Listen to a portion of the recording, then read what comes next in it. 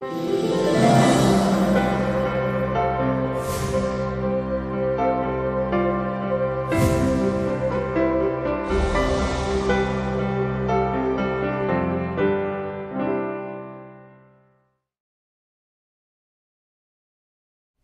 경기도 공직자 여러분 반갑습니다.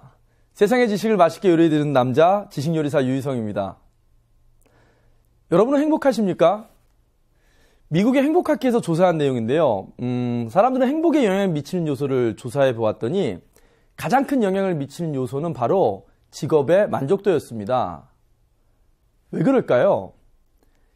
직업의 만족과 안정성이 깨지면 돈도 벌 수 없고 사랑도 떠나고 친구도 못 만나고 여가도 못 즐기고 자녀도 돌보기 어렵고 건강은 아주 급속도로 나빠지는 현상을 발견하게 됩니다.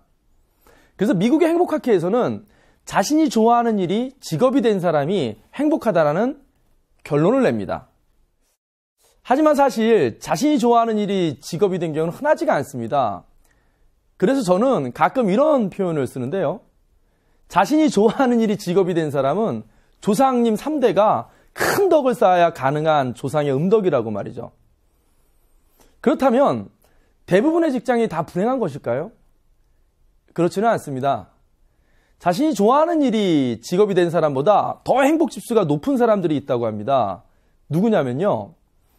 자기에게 주어진 일에 담긴 의미와 가치를 발견하고 그 속에서 보람을 찾는 사람입니다. 결국 우리가 행복해지려면 내게 주어진 일에 담긴 의미와 가치를 발견하고 그 속에서 보람을 찾아야 한다는 것입니다. 그렇다면 어떻게 해야 될까요? 저는 강사 활동을 하면서 약 3만여 명의 공직자들과 창의력, 마케팅, 리더십, 청년 교육까지 다양한 주제로 강연장에서 만났습니다. 그때마다 공직에 대한 깊은 자부심을 가진 분들을 만났는데요. 그중에 특히 기억에 남는 분이 계십니다. 전북 진안군의 보건소에 근무하시는 분으로 기억하는데요. 여러분들께서는 월급과 봉급의 차이를 생각해 보셨나요?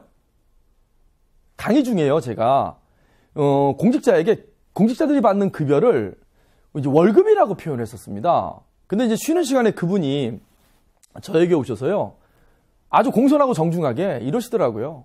강사님, 강의 내용이 참 좋은데요, 한 가지 고쳐해 주셔야 할 것이 있습니다. 제가 그 순간 굉장히 긴장을 했는데요. 너무나 정중한 태도에 긴장했고요. 또 고칠 점이 있다니까 얼마나 더 긴장이 되겠습니까?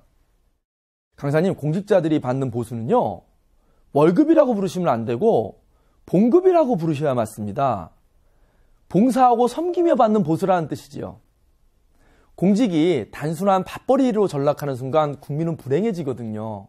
이렇게 말씀하시더라고요. 아, 정말 큰 가르침이었습니다.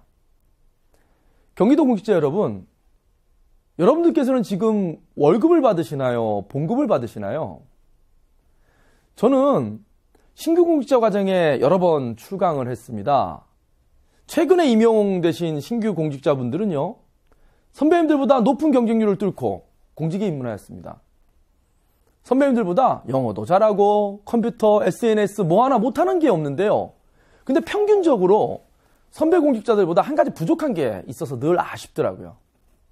모두 다 그렇다고 단정 지을 수 있는 건 아닙니다. 평균적이라는 점을 좀 이해해 주셨으면 좋겠는데요. 그 부족함이 무엇인가 하면 공직에 대한 자부심입니다. 나는 대한민국 자랑스러운 공직자이다. 나는 공무원이야.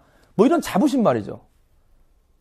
근데 이 자부심을 갖기 위해서는요, 사회적인 지지와 인정도 필요하지만 무엇보다 본인 스스로가 찾아야 할 몫이기도 합니다.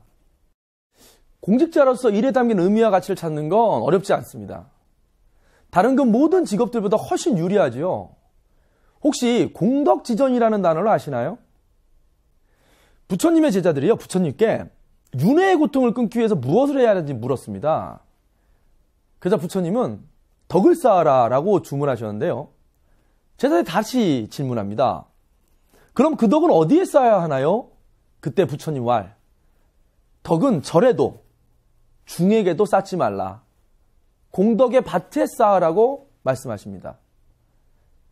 이에 제자들은 묻습니다. 공덕의 밭이 어디 있나요? 부처님은 또 이렇게 대답해 주십니다. 공덕의 밭은 바로 너희들 주변에 있는 보통 사람들이다라고. 즉 덕을 사람들에게 베풀라는 동서양을 막론하는 사랑의 법칙을 말씀하신 것이죠. 자, 이제 공직의 특징을 좀 살펴볼까요? 세상에 많은 직업은 누군가를 돕거나 어떤 역할을 수행하면서 그에 따른 보상을 받습니다. 하지만 세상의 모든 직업이 누군가를 이롭게만 하는 것은 아닙니다. 그리고 그 이롭게 하는 대상 또한 특정인만을 위한 노동인 경우도 많습니다. 하지만 공직은 다릅니다. 공직은 많은 사람들을 이롭게 하는 것이 기본입니다. 더군다나 그 대상이 아주 넓다는 특징을 갖고 있습니다.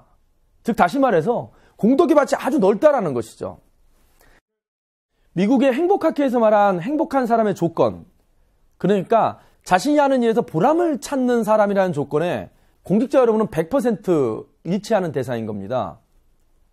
많은 사람들이 자신이 하는 일이 세상에 미치는 긍정적인 영향을 애써 찾아내서 스스로 의미 부여를 하는 과정을 거쳐야 한다면 공직은 그냥 그 자체만으로도 묻지도 따지지도 않고 스스로도 그리고 사회적으로도 모두 인정하는 숭고한 의미가 부여된다는 점에서 너무나 행복한 직업이라는 점을 말씀드리고 싶습니다. 이 강의를 보시는 경기도 공직자 여러분들 중에서 만약 내일에 대한 행복을 느끼지 못하고 있다면 그것은 공직이 갖고 있는 의미와 가치를 제대로 인식하지 못하고 있다는 증거라고 할 수 있겠지요. 그렇다면 공직이 가지고 있는 이 숭고한 의미를 발견하고 행복해지기 위해서는 어떻게 해야 할까요? 그 답은 바로 상상력과 창의력에 있습니다. 상상력과 창의력은 광고 크리에이터나 발명가들에게만 필요한 조건은 아닙니다. 지우하고 있는 일에 이 두 가지가 더해질 때 사람들은 일에서 만족을 얻을 수 있습니다. 그렇다면 업무에 대한 상상력과 창의력이 발휘되는 기본 조건은 무엇일까요? 바로 자신의 업무가 지금보다 더 나은 방법으로 개선되고 발전될 수 있다는 가능성을 믿고 노력하는 것입니다.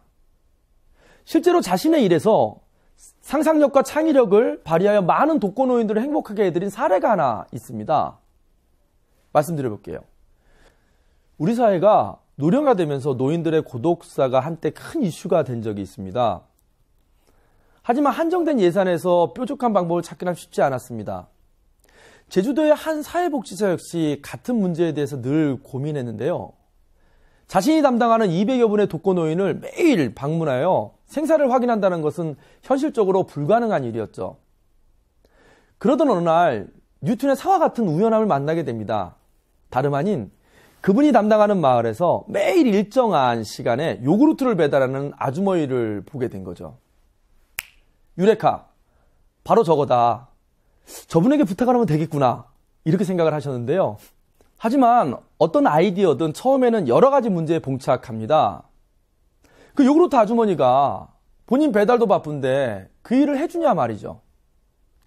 그래서 또 그 공무원은 해결책을 궁리합니다. 궁하면 통한다고 했지요. 바로 독거노인 어른들께 집에 요구르트 배달을 의뢰하는 것이었습니다. 그러면 요구르트를 가져다 드리기 위해 매일 집을 방문할 테니까요. 그리고 가신 길에 노인분들의 상황도 파악할 수 있고요. 그런데 또 문제에 부딪힙니다. 뭘까요? 바로 돈이었죠. 제한을 해서 예산을 확보하려면 시간이 1년 이상 걸릴 테고 더구나 예산을 준다는 보장도 없고요. 또 고민합니다. 그리고 또 새로운 해결책을 찾아냅니다. 지역에 봉사활동을 하는 단체의 정기 모임에 찾아가서요. 호소합니다. 독거노인 한 분당 월 3,000원 정도의 비용만 지불하면 독거노인들께서는 매일 맛있는 요구르트를 드실 수도 있고 생산도 확인할 수 있는 길이 있다고 설명합니다. 노인 한 분당 연간 36,000원 정도만 후원해주면 된다고 제안을 하지요. 결과는 어땠을까요? 제주도의 사회복지사 그분이 담당하고 있는 200여 분의 노인분들께 충분히 배달되고 또 남을 후원을 받게 됩니다. 한 명의 공무원의 아이디어로 200여 분의 독거노인에게 요구르트가 전달되기 시작한 이 사업이 현재 많은 독지가들의 후원과 지자체의 예산으로 연간 3만 명의 노인들께 매일매일 요구르트와 우유가 배달되고 그분들의 고독사를 방지하는 사업으로 성장하게 되었습니다. 여러분, 공직자로서 스스로 할 수 있는 일의 영역과 내용을 한정 짓지 마십시오. 그저 시키는 대로, 정해진 대로 일하는 수동적 태도만으로는 일의 가치도, 의미도, 심지어 재미도 발견할 수 없습니다. 자신의 일에 주도성을 가지고 상상력과 창의력을 발휘해서 내 일을 새롭게, 다르게 바라보십시오. 그래야만 공직의 진정한 가치를 발견하실 수 있습니다. 앞에서 말씀드렸듯이 여러분의 직업은 많은 사람을 이롭게 한다는 숭고한 의미와 가치를 이미 가지고 있습니다. 이런 일을 단순히 밥벌이를 위한 수단으로 생각한다면 그 가치와 의미를 발견해낼 수 없습니다. 고개를 들어 한번 먼 곳을 바라보세요. 생각을 열고 상상의 나래를 한번 펼쳐보세요. 여러분들께서 하는 이 일로 얼마나 많은 사람들의 삶이 편안해지고 행복해지는지 상상해 보십시오. 진정한 공직 가치를 찾기 위해서는 지금 내일을 보다 창의적으로 바라보는 시각이 필요합니다. 이것이 곧 여러분이 행복해지고 국민들이 행복해지는 길일 테니까요. 감사합니다.